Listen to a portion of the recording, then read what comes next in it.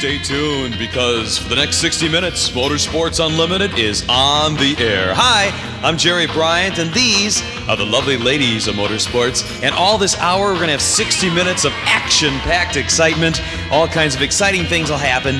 And we got the famous Bill Wildt, and we got all kinds of other good stuff that's happening all this hour. Motorsports Unlimited. 60 minutes of non-stop action. So let's go to the studio right now. Thanks, Jerry, and hi, everybody. Welcome to the studio headquarters of Chicagoland's most watched, most talked about Access Television series. I'm Samantha Bentley, and this is the 1016th edition of Motorsports Unlimited. Well, it's that time of the year again. Time for another motorcycle road trip. If you'll recall, in 2004, we took you to upstate New York on two wheels to join Bill as he made a return visit to his boyhood home after a 50-year absence.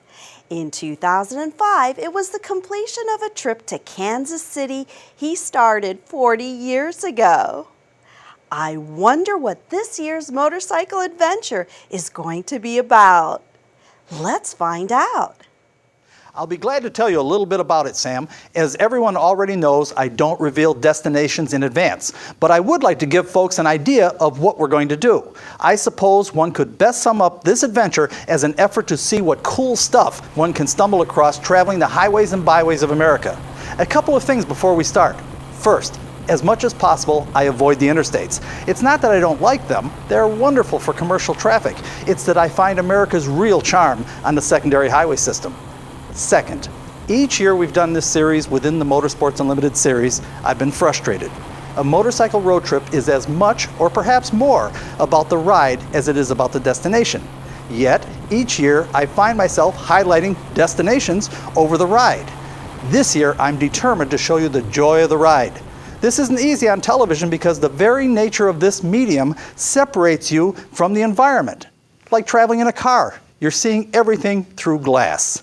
Still, I'm going to try. I'm going to include you in as much of the ride as I can.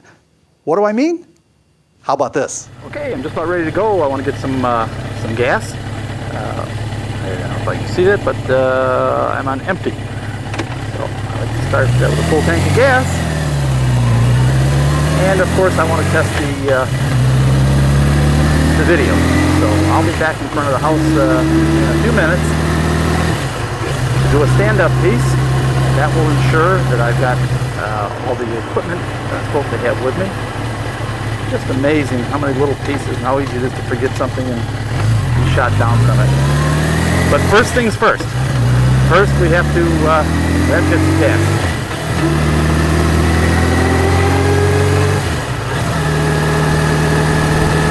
By the way, it's July 25th. It was my intention to leave on July 24th, and I had to back it up one day. But the idea was that statistically, July 24th is the hottest day of the year, and also the time when you are least likely to have participation. That doesn't mean it won't rain; it just means your chances are better. So that's why I planned it. That's why I planned it for today. Boy, Bill wasn't kidding when he said he was going to include everyone in every aspect of the ride. Hi, I'm Patty Borowitz. Let's rejoin Bill as he returned from the gas station, made some final checks, and is ready to depart. Well, it's 9:30 on Tuesday morning, July 25th, 2006. Let me check. 9:41. It's 9:41 on Tuesday morning, July 25th, 2006, and I'm starting another little motorcycle adventure here, road trip. Bikers out there will know what I'm talking about. When you say road trip to a biker, it means something quite different than it does to anyone else. Now, the question that you might have right off the bat is, well, where are you going, Bill? Where are you taking us? Well, I'm not telling you because I have a little bit different approach to this whole road trip thing certainly than car drivers do. Destination is not really the ultimate, most important thing.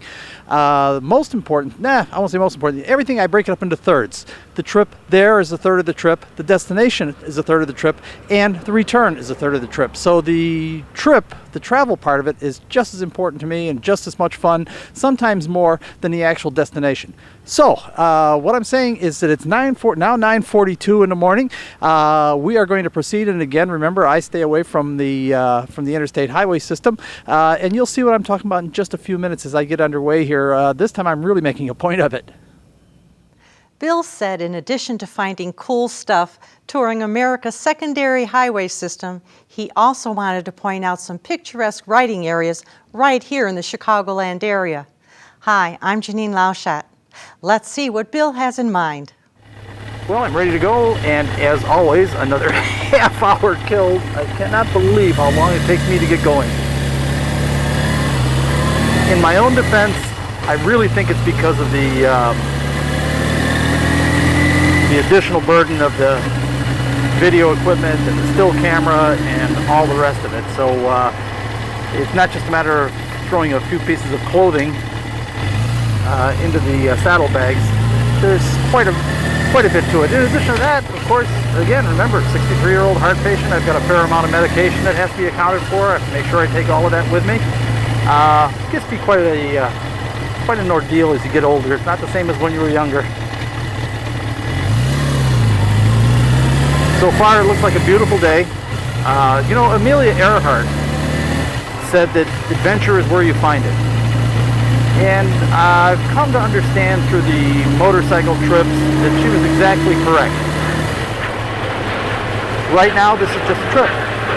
But inevitably, things will change. The weather is beautiful right now. It's the middle of summer. It's supposed to stay beautiful. On the other hand, we've had some real serious rain this year, and if rain pops up, it could alter my plans considerably. Now, I haven't talked much about the plans. The first stop, I'm going to let you guess on this a little bit. The first stop is going to be Fairmont, Indiana. Now, if you're, my guess is if you're under 50 years old, Fairmont, Indiana won't mean anything to you, and if you're over 50, probably about 10% of you will know what I'm talking about. But that's my first stop. Now, the smart way to do it would be to take Manheim Road south. I'm leaving Franklin Park right now. Would be to take Manheim Road south and get on 294. Take 294 to I-65, and so on and so on. But of course, if you've watched any of the other motorcycle trips that I've done, you realize that that's not my idea of a motorcycle road trip. Most motorcyclists stay away from the interstates like the plague. Now, let me say something about that too, very quickly. There's nothing. The interstate is an incredible highway system. It's truly, in my opinion, one of the wonders of the world. I think that it's one of the few things you can see from outer space. That and the Great Chinese Wall, and I think we look back like they do at the Chinese Wall now. And I think we look back 1,000 years from now and see it as just an incredible achievement. It really is. And for commercial traveling, it's absolutely essential to the country. I don't question whether we should have it. We certainly should have it and all that. The problem is, it certainly isn't much pleasure seeing the same chunk of concrete. It looks the same everywhere. The signs look the same everywhere. The grades look the same everywhere. It's certainly not a fun ride to take. On the other hand, I will say this too, it's also safer. There's nothing on the sides of the road to run into. The telephone poles, the trees, everything has been removed, so it's a safer ride. There's no intersections and all that sort of thing. You've got every one of them is fenced, and so you don't have deer jumping out in front of you and all that. So I don't want to discount anything about the interstate highway or make it sound like I'm trashing the interstate highway. But I'm not taking a motorcycle trip, nor do I know any other riders that take motorcycle trips, because they are looking to be absolutely the safest they can be and looking to be not have trees to run into. What we are looking for is a little bit of adventure, something to be challenged by. Some of the little towns that we go through, that we go in these secondary highway systems. So that's part of it. So what am I telling you? Right now I'm approaching Manheim Road, which is also 45, and I'm going to turn south on Manheim, and I'm going to go through North Lake, Stone Park, and I don't believe the semi didn't move when the light turned on. Brother. I'll be going through North Lake. I think North Lake is the first one, then Stone Park, over the Bellwood Bridge, and on the other side of the Bellwood Bridge, I am going to turn right, which puts me on St. Charles Road going west. And I'm going to take St. Charles Road west to Wolf Road, make a left turn on Wolf Road, and take Wolf Road south instead of taking 294. Now 294, of course, would be much faster. I don't want to say much, you'd be surprised. You can make pretty good time to any secondary roads. But 294 would just be lay your ears back and go at 60 plus miles an hour, and Wolf Road is going to be some stop and start and all that. On the other hand, as a matter of fact, I'll take a little bit of along Wolf Road. It's also a pretty ride along there in many areas. And I'll take Wolf Road all the way, my guess would be probably to about 9500 south, about 95th or so, then move over to Cicero Avenue and continue on Cicero Avenue, go south to Route 30. So anyway, I'm beginning my day. I can't believe that semi didn't move when the light turned green. Usually professional drivers are better than that. But I'll wait my turn here at the light and then go south on Manheim Road. Bill is always looking for ways to explain the joy of a motorcycle ride. Watching it on television is a little like trying to enjoy deep-sea diving in a diving bell rather than as a scuba diver. The diving bell, like an automobile or a television, completely isolates you from your surroundings. A scuba diver is free to literally fly underwater and experience everything intimately. When you're actually on a motorcycle, you feel the sun on your arms and face. You smell the aromas drifting past you. You hear the purr of your engine, as well as the sounds of a baby 2 car lanes over. You can feel the heartbeat of the motorcycle engine through the handlebars and the seat and foot pegs. You could even taste the exhaust of the semi ahead. Watching it on television limits you to looking at the scenery through glass and hearing only what the mic picks up. I know Bill is going to try hard to have to make you experience the joy of the ride, but you have to help a little too. Use your imagination. Try to feel, taste, and smell it, as well as see and hear the ride. Let's rejoin Bill as he turns south on Manheim Road. All right, as I said, south on Manheim Road, and I'll pick up and talk to you again when I get down to the Bellwood Bridge. It's just not very far, a few miles down the road, and show you what I'm going to do there. Bill traveled south on Manheim Road through North Lake and Stone Park. Let's rejoin him as he enters Bellwood. Welcome back, folks. I'm still going south on Manheim Road, or Route 45, and I'm cresting what we call the Bellwood Bridge. It's a bridge over railroad tracks. I don't know if you can see that. And again, this is a helmet cam. I can only turn my head for so long, so I hope you sharp-eyed viewers can pick it up. In any event, Bellwood Bridge, south on Manheim Road, Route 45, and First Street, as we get over the bridge, is St. Charles Road. Yes, St. Charles Road, and I'm going to make a right at St. Charles Road. Now, the reason I didn't go to Wolf on Grand Avenue is because those streets don't go through that railroad tracks and stuff. You have to go over use the Manheim Bridge to get over, which I did, and now I'm going to go just a little bit west.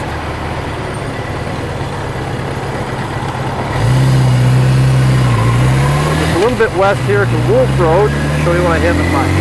And again, the smarter way to do it would have been probably get on 294, just take 294 south, then faster, not as much faster as you might think, but faster.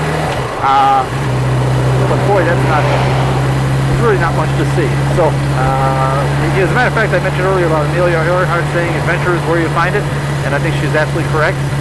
Someone else said after that, that it's not an adventure until something goes wrong. So I hope we can disprove that one. I don't think anything really has to go wrong for it to be an adventure. You can kind of make it adventurous and interesting by not taking the beaten path and the simple way and all that, and by enjoying a little bit of what I kind of, well, I don't just think it, I know it because I lived the period, a little bit about what America used to look like. In a way, the interstate highway systems are a little bit like the malls and all that. It's changed the face of America. In many ways for the better, I can't argue that, but there's still a real charm to the mom and pop restaurants and the mom and pop five and dime stores and things like that, which are all but disappeared in America. So when you get on the secondary highway system, it does kind of take you back to another place, and it's just the way things all look so different in and of itself is an adventure.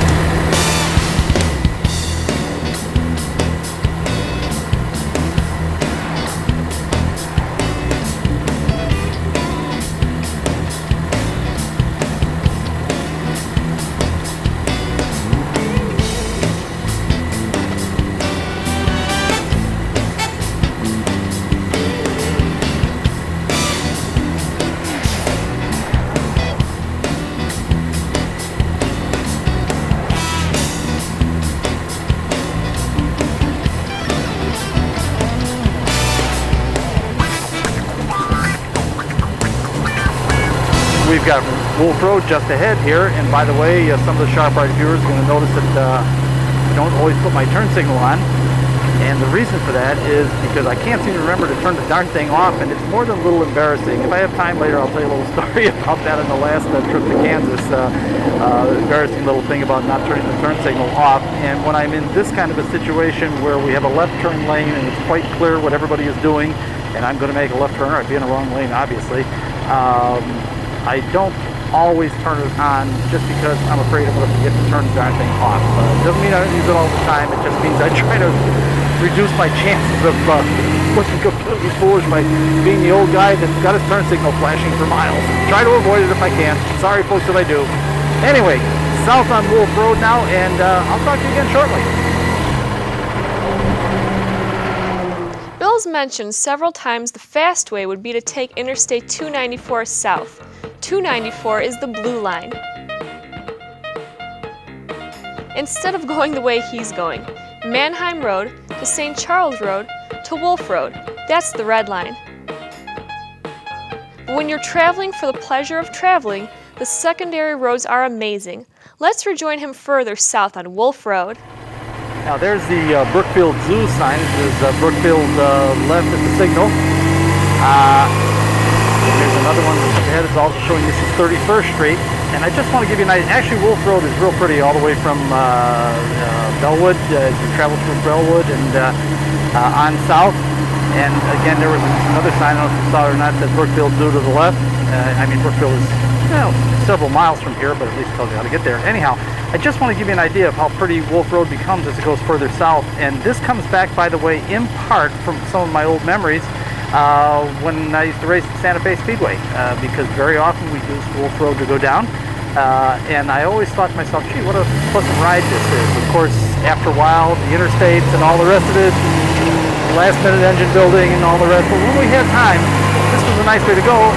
And I want to give you a little idea of what I'm talking about. This is Wolf Road now, going south, just past 31st and Cermak Road.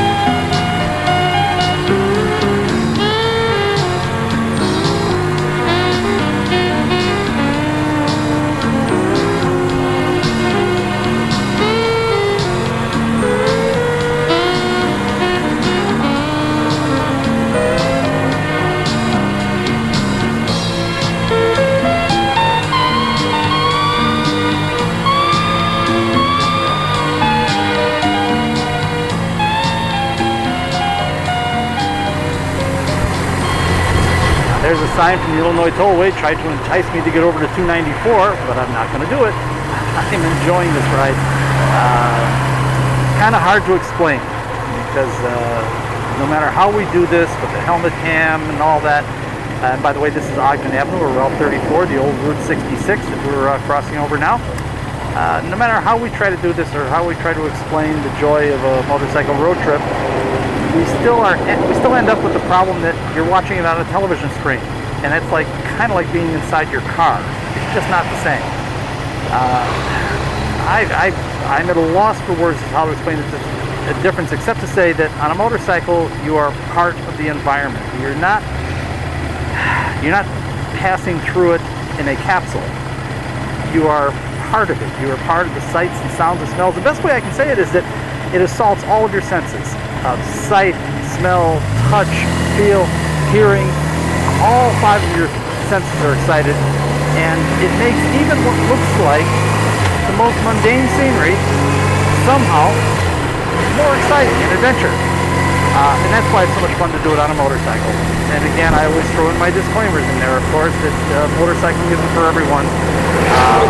You do place yourself at greater risk, but for the right people that can handle it and ramp up their instincts and all the rest of it, it's an absolute joy. It really is. Anyway, I just wanted to give you a little idea of this. Now we're going through Willow Springs now, and to remind the audience that, especially the younger audience, I guess, doesn't even know what Santa Fe Speedway was. Santa Fe Speedway was at Wolf Road and 91st Street. As a matter of fact, some people always called it Willow Springs, but it really wasn't true. The man that owned the track was a man named Howard Teeth, didn't hear that, and the property was ancestral property, and in the Teeth family name, and it was actually called Teethville, but most people said Willow Springs. In any event, very pretty area down here. Very nice ride. And again, weather is perfect today. I couldn't have got a better day so far. And I'll talk a little bit later on, if I remember to do it, about the sunblock and what you're supposed to do. I learned a lot from the last couple of trips. Bill's laughing about the sunblock, but it's actually an important issue for those who tour on a motorcycle. He'll get back to that shortly. But right now, we're going to rejoin him on Willow Springs Road going south. He was forced off of Wolf Road because of construction work.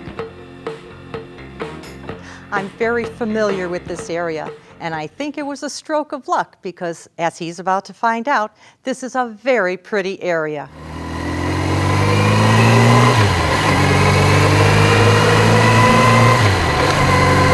This is the Willow Springs area. I've always thought one of the prettier areas in the Chicagoland area. I don't know how the geography worked out this way. It's probably the way the glacier moved through thousands and thousands of years ago. But for some reason, we don't tend to think of the Chicago area as hilly, except Willow Springs, as you can see, is very hilly. It almost reminds you a little bit of San Francisco. I always thought this made Willow Springs very compelling, and I used to love to come down to Santa Fe Speedway, even though that was Teethville and not Willow Springs, but kind of the same thing. In any event, now, let's see, as we go across Archer Avenue, and I should say, by the way, that I'm on, if I haven't already said it, that I had to get over to Willow Springs Road, because there was a detour off of, right here, folks, hold on, because there was a detour off of Wolf Road. In any event, oh, this is nice. This is nice. Now, hold on, folks, let me just enjoy this a little bit. I'll be back.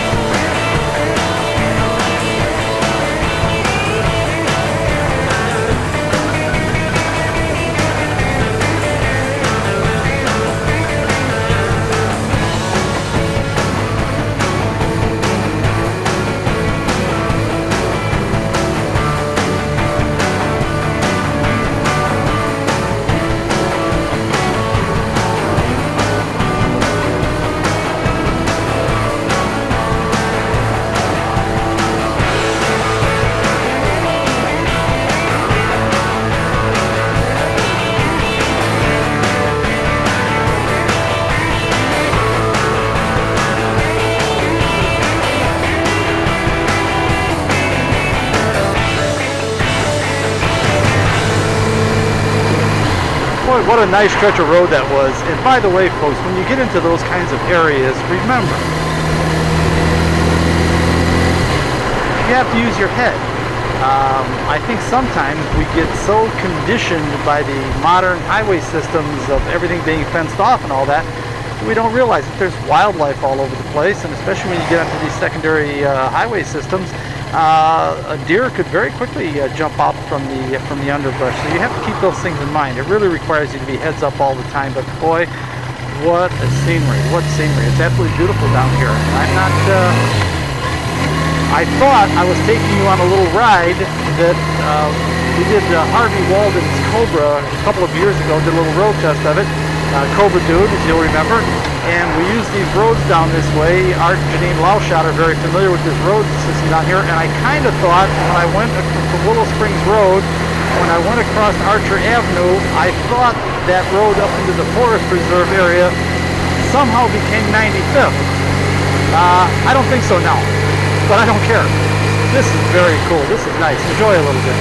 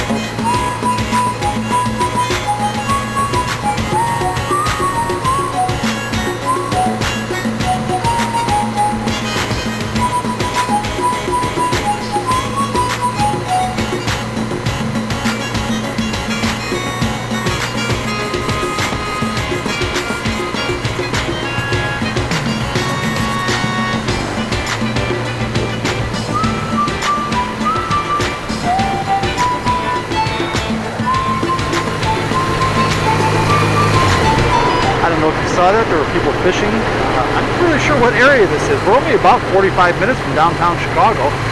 One wouldn't think of it as being this rural with people fishing in a, well, it's not really, I don't suppose it's big enough to be a lake, but it's pretty darn large. I'm approaching 107th Street. Now I should probably make a left to work my way over to Cicero Avenue, but you know what? I like this. I'm going to continue on here for a while. Bill continued heading south on Willow Springs Road. He was pleased to have discovered this area so he could pass it on. It's close to Chicago, and it is a very pleasant ride. Let's rejoin him going south on Willow Springs Road.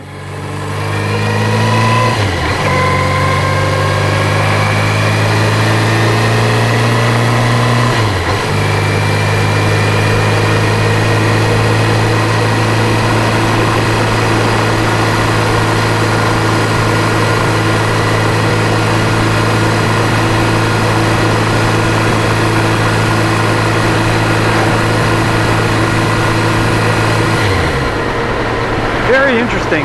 More people fishing. I don't know what this is. Huh. It says Forest Preserve, Saguenachie Slough. I guess it's slough. That was the Sagansky Slough, Bill, a popular fishing area for folks in the southwest suburbs. Yeah, this is the Cal-Sag Canal. I've been on this with my boat many times. This is a big triangular area. Yeah, there, Cal-Sag Road. This is a big triangular boating area that will take you all the way down to the Lake Michigan, Chicago River, out the Sanitary and Ship Canal, to the Cal-Sag Canal, and then it'll take you back again into the, when I say Chicago River, I mean Lake Michigan, Chicago River, Cal-Sag Canal, back to Lake Michigan. Anyway, it's a cool triangle. Boy, this is really pretty down here. Enjoy.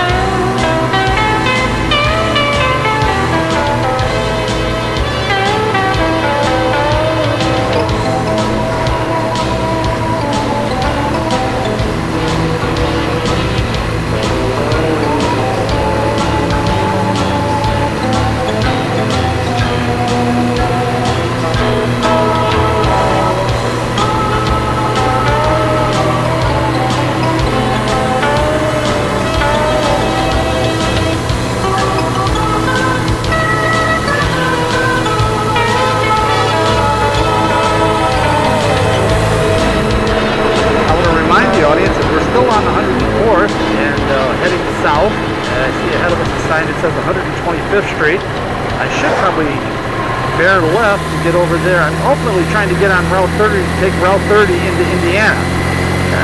Let's see, no, 125th doesn't look like a big enough street.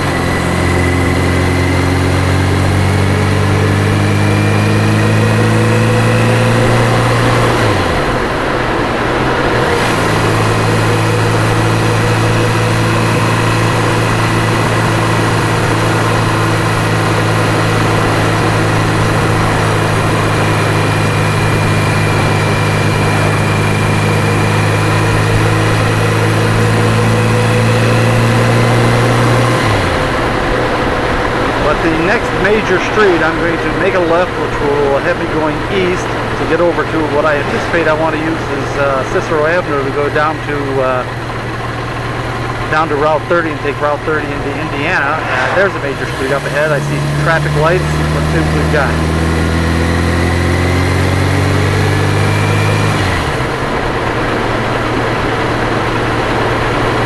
(131st Street). That sounds good. That sounds like a major road.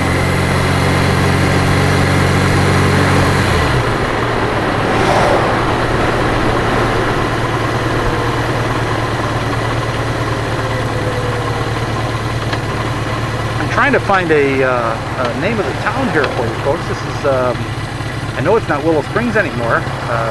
Very, very pretty area down here. I'm not really sure what it is. If I see a sign indicating what town it is, I'll certainly show it to you or call it out. But we're at 104th Avenue and 131st Street. Willow Springs Road becomes 104th Street, and the town at the intersection of 104th and 135th is Palos Park, Bill. I should tell the audience this is southwest of Chicago.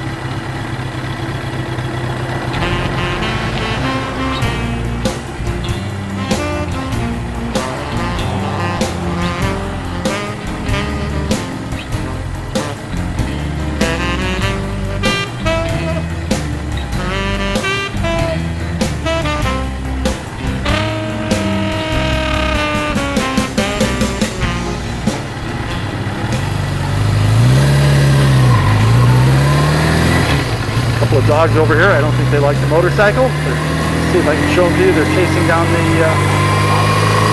I don't think you can see them.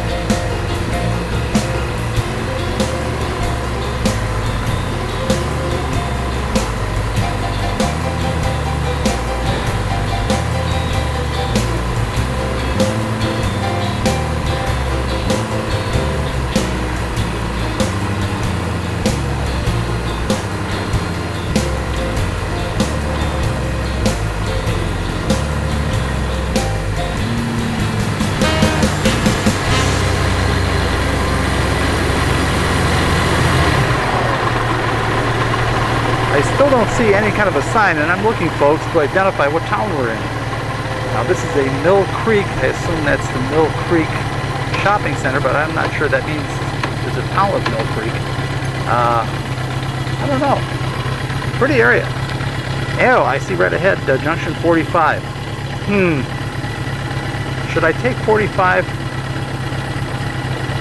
Yeah, you know what? I think I will. I think I'll take 45 south because I'm real sure that intersects, that 45 intersects with Route 30.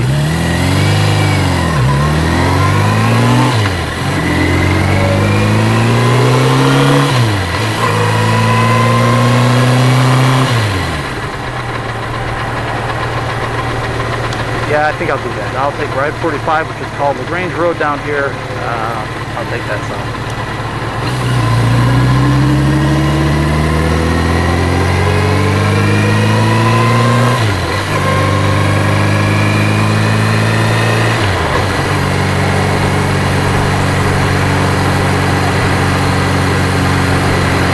There's Carl Sandburg High School. I wonder if this is Orland Park. This might be Orland Park. I'm not really sure. But I'm sure I'm going to have a lot of people call me and tell me.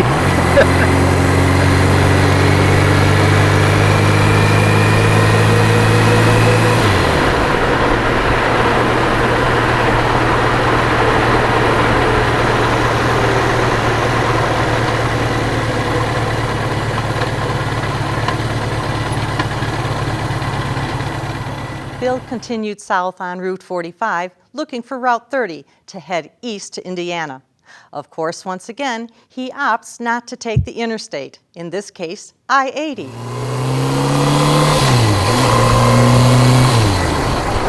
I'm still headed south on 45 or Manheim Road or LaGrange Road or Lee Street, whatever you're comfortable with. And I see up ahead that I'm intersecting I-80. As a matter of fact, I really should have known all this because after I got on 45 headed south and got into Orland Park, it's the way that I've been there many times, and it's the way I'm familiar with getting there. It's the 104th Avenue was really a surprise. I haven't been on that road before. That's beautiful along there. Not sure if it's really, it might not be Orland Park over there, but it's very close to Orland Park. So in any event, came through Orland Park, continued south on 45, and now if I were in a hurry to get over to Indiana, or for that matter go to Iowa the other way, I would jump on I-80. But I'm not in a hurry.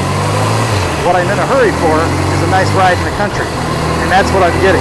So I'm not going to turn east on I-80, even though that's the one most people would do.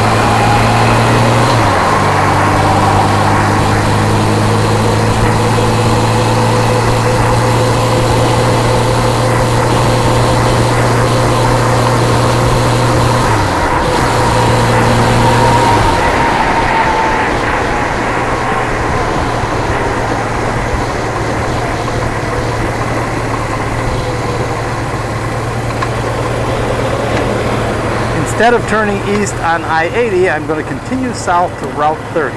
And by the way, that is the old, the same Route 30 as US 30 drive strip many years ago, and we'll be going right past that. Matter of fact, we'll see. We'll see what time it gets to be. Maybe I'll make a little stop there, even though there's nothing there anymore but underbrush, and I'll probably get run off. But in any event, that's the plan right now, is to continue south on 45, going past I-80, looking for Route 30, and then I'm going to make a left turn, which will have me going east on Route 30 into Indiana.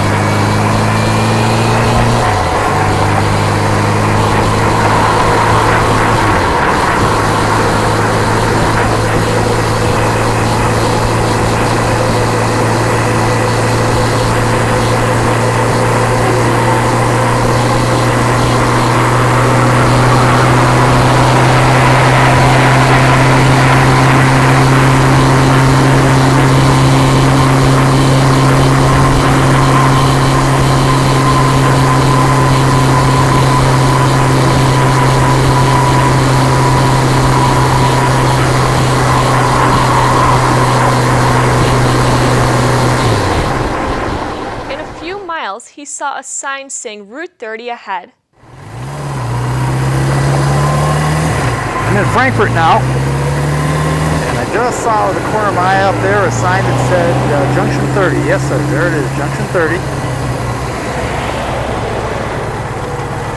Heavy traffic down here. A little surprised at that.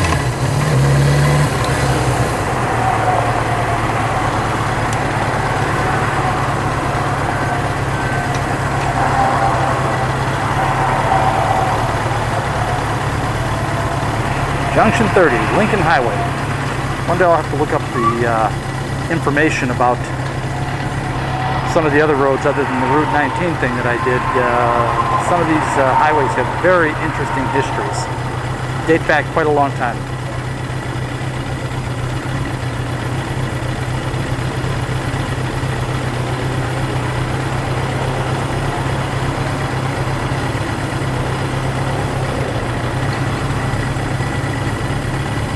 Oh, I will never stop wondering why people don't step on the gas when the light turns green.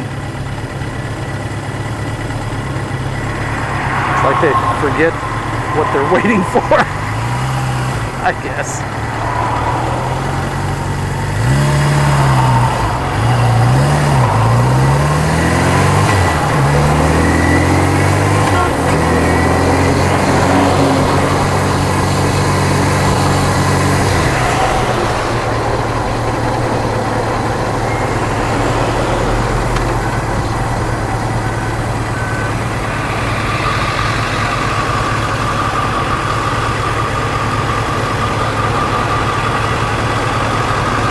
should mention about the sunblock. It's getting to be about that time. We're approaching 1 o'clock. And I learned on the last couple of trips that I've taken, mainly from viewers that called in that were knowledgeable about this sort of thing. It puzzled me because I painted myself with 45 sunblock at the start of every day, and I got sunburned every day. And that puzzled me, and they said, well, Bill, you can't just put it on once, you got to put it on every couple of hours because of perspiration and all that. And I said, well, you know, I really wasn't perspiring. I'm on a motorcycle, I got air going over me.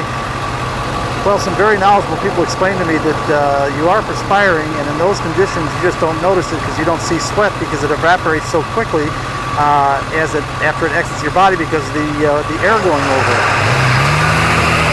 So I am now convinced that in order for the sunblock to work, I'm going to have to put it on every couple of hours. Now we'll see if I stick to it.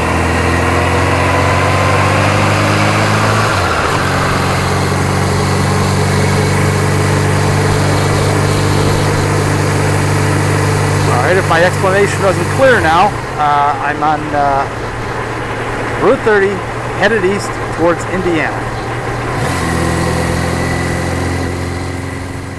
Bill hopes you're enjoying riding along with him and wants me to remind you to use your imagination about feeling, tasting, and smelling the environment as you ride along.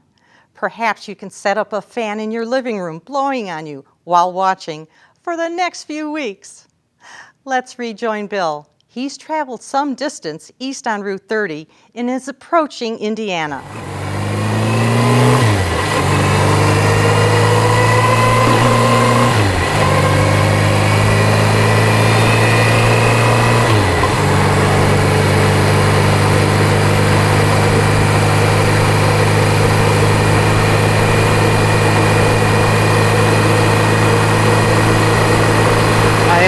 Passing over 394 now on Route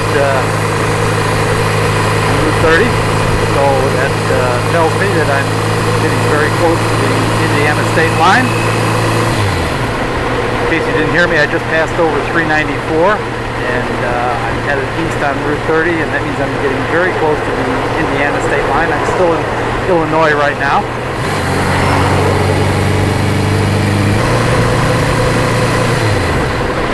To me, when I come down to this portion of Indiana, it always reminds me of what the Midwest really looks like when I see the cornfields. And by the way, the rule of thumb on corn is knee-high by the 4th of July. And boy, it's over your head right now, so I guess they're going to do pretty good this year. And oh, there's already sweet corn signs out. I'm surprised. A little bit early.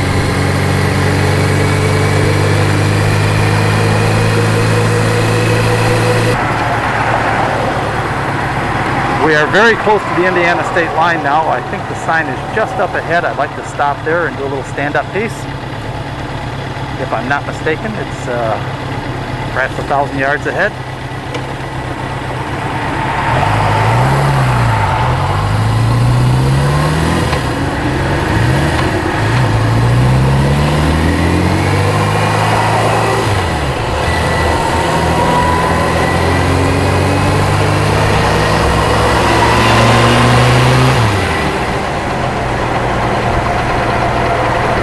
Sure, it's just up ahead.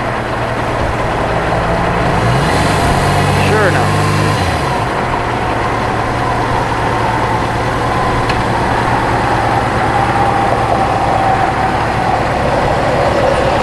You can see it or not, but welcome to Indiana, crossroads of America, the town of Dyer.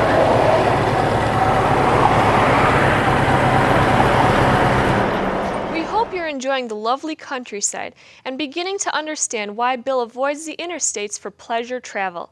Let's listen to him as he takes a moment to stretch his legs at the Indiana border. Well, for those that have watched some of the other motorcycle road trips that I've done, this seems to be becoming the gateway to the east. This little piece of Route 30 here, where we enter Indiana. As a matter of fact, we are leaving Linwood, Illinois, and going into Dyer, Indiana. By the way, many people have asked me, how come I always do this by myself? Well, one of the reasons is, right now it is 1:40. If you'll remember, we left the house about, let me think, I said 9:41. By the time I got out of there, it was after 10 o'clock, so we're talking about 11, 12, 1, 140. We're talking about 3.5 hours to go what would normally take an hour and a half, or probably maybe only an hour. So one of the reasons is when I do the videotaping, every time I stop, it takes an hour. Even when I don't stop to do a piece like this, if I just pull over to hook up the helmet cam and get the roadside footage, then after I get the footage, I have to check it and make sure it's okay. And in some cases, like what happened in Willow Springs, what you don't know is I had to go back and do it again because a wire pulled out. Nobody wants to put up with all that. People, like the guys, when they want to ride, they just want to ride. They don't want to be fooling around. And I also, I don't mind it. I really don't. I kind of like being on my own to stop and look at the things that interest me and all that sort of thing. And there's all kinds of things that interest me along the way. Now, I'm going to continue on. And by the way, I keep wondering if anybody, Fairmont, Indiana, has anybody figured out what that's all about, going to Fairmont, Indiana? It's motorsport related. Now, I will grant you, it's peripherally motorsports related, but it's motorsports related. So we'll keep the guessing game going. I'm going to continue heading east, I guess it is, east on Route 30. I'm going to be looking for Route 31, although you know what? It's already getting late in the day. I might make a, we'll see. We'll see how it goes ahead. I'm thinking my favorite Ponderosa, I've talked about it before. Matter of fact, maybe some of the viewers will have that information out there. Whatever happened to the Ponderosa restaurant chain in Illinois? I used to enjoy them, and they had, boy, dozens of them. They were all over the place. And now I know they've got one in Waukegan and one in Aurora, but no other ones in Illinois that I know of, and yet there seems to be quite a few here in Indiana. So obviously they haven't gone out of business. They're still around. And when I run tapes down to Maryville, I always stop at the Crown Point one. It's kind of my favorite. It's maybe 5 minutes south of here. It might be worth the trip. Maybe just take a little. I'm getting hungry. It's getting late in the day. I haven't had anything to eat yet today. But regardless, what I'm doing is heading east on Route 30, and I'm looking for Route 31 on the other side of Route 65. And I understand Plymouth, Indiana is where I'll be making my turn south. So we'll see. I think I might stop and eat on the way. We'll see what happens. That's right. I'd almost forgotten. Bill mentioned his first stop on this trip was going to be Fairmont, Indiana. I don't have a clue what's there, but perhaps some of our viewers do. While we think about it, let's continue east on Route 30. Fairmont, Indiana, huh?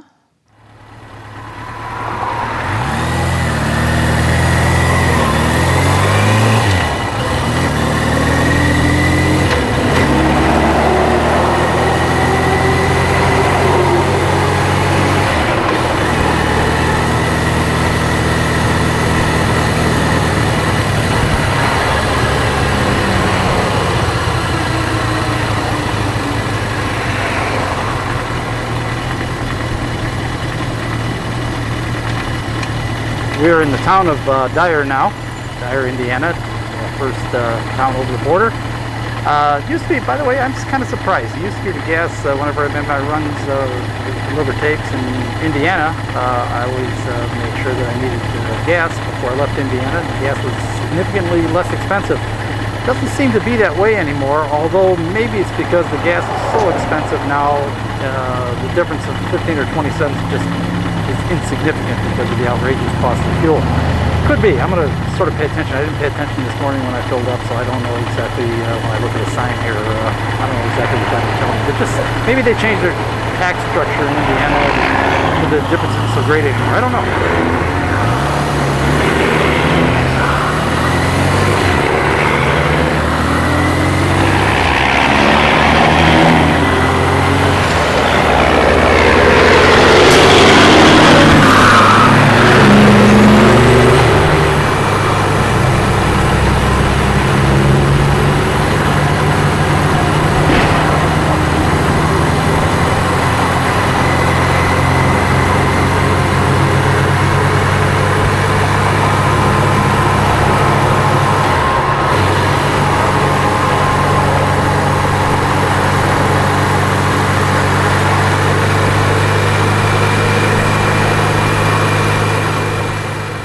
Remind you to keep using your imagination about feeling what it would be like to be actually riding.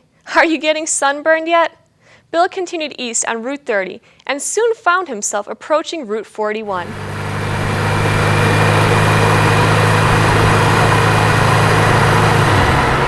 I checked a couple of gas stations, and yeah, I guess it is less expensive here. Maybe about 15 cents, something like that. Just doesn't seem like that much when gas is so expensive. When it's up around $3.30, $3.40, $3.50 a gallon, you get 15 cents off. Is not, or 20 cents. It's not that much, or at least comparatively to when gas was $1.80 a gallon.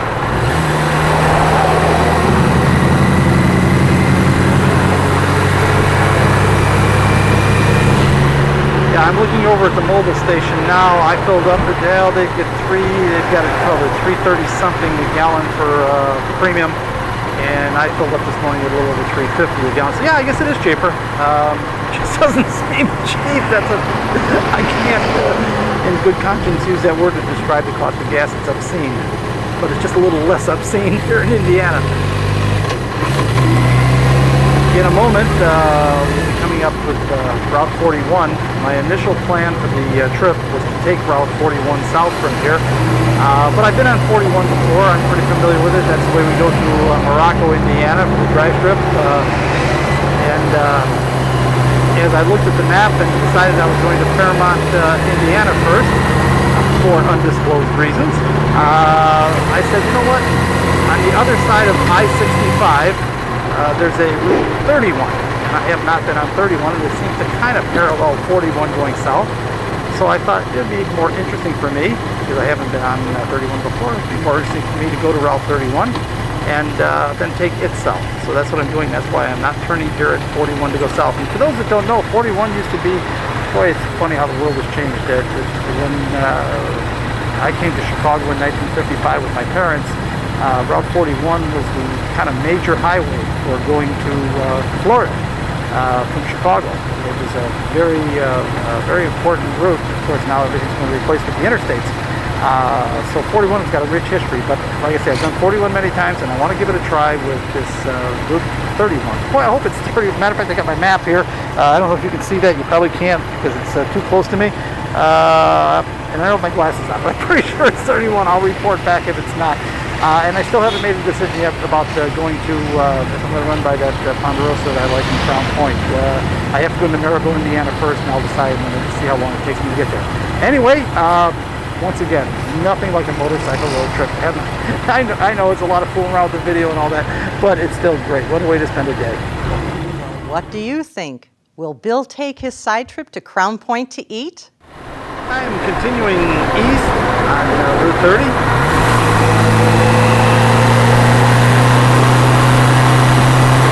Trying to point out some of the sites here in northwest Indiana. Of course, to my right is Indiana Motor Speedway, track I raced at many years ago. We've done many television programs from there. Biggest track. Speed up here. If you couldn't hear what Bill was saying, he was pointing out Indiana Speedway and explaining it's the largest track in the Chicagoland area. A full half mile recently completely redone and repaved. Anyway, let's rejoin him and see if he stops to eat. I'm still wondering what Fairmont, Indiana is all about. Motorsport related? Very short couple of minutes here. I'm going to have to make a decision, eat or keep going. Will he or won't he? What the heck, I'm going to make the turn. It's not that far out of the way. Crown Point is only 4 or 5 miles south of Maryville. So I'll just run down there and eat and come back and continue going east on Route 30. Now, if I had been a little heads up on this, I would have checked the internet to see if there are any Ponderosas further down. It's a little bit like, I guess you get a taste for something sometimes. If you remember the Kuchans, we used to work on the program, they moved to Las Vegas many years ago. And the first thing they do when they come into Chicago is find a White Castle, the very first thing, because they don't have those out there. And I guess I kind of feel the same way. I don't know what happened to the Ponderosas, but obviously they're still in business, but they don't operate in Illinois very much. So I'm going to swing down there, satisfy my appetite, and then I'll be back shortly. Continue east on Route 30. I was thinking about it. I don't even know if I'll be able to recognize where the US 30 drive strip was. Somebody told me the old gas station we use as a marker has been replaced with a new one. I'll probably drive right by it. Boy, progress is not always a good thing. It must be fun riding along, enjoying the scenery, no schedule to keep. Unfortunately, we do have a schedule and we're out of time, with only enough left to acknowledge the fine work of our award-winning production team, including Chuck Itzenthaler, Sue Casanda, our webmaster Frank Barbalace, Rena Borwitz, and Tom McGrady. Special thanks to JBTV's Jerry Bryant. Music is created for us by independent artists Roger Pauley and Jerry Herbert. Of course, we have to take a moment to thank the stars of this edition of Motorsports Unlimited. Patty Borwitz, Janine Lauschat, and our host, Bill Wildt. Me, I'm Samantha Bentley, wondering what's in Fairmount, Indiana that's motorsport related. Perhaps we'll find out next week. Thanks for watching. See you next week. This program made possible in part by support from the Chicagoland Toys for Tots Motorcycle Parade held on Western Avenue in Chicago, the first Sunday in December. This program made possible in part by support from ABC Auto Parts, located on Ashland Avenue at 138th Street in Blue Island, Illinois. This program made possible in part by support from Bridgestone Firestone and your local Bridgestone Firestone tire retailers. Motorsports Unlimited is produced by Bill Wildt, president of the Motorsport Advancement Crusade. This program made possible in part by support from Copy That, located in the County Farm Plaza at County Farm Road and Army Trail Road in Carroll Stream, Illinois. This program made possible in part by support from PB Food Products, located on 47th Street at Western Avenue in Chicago, Illinois.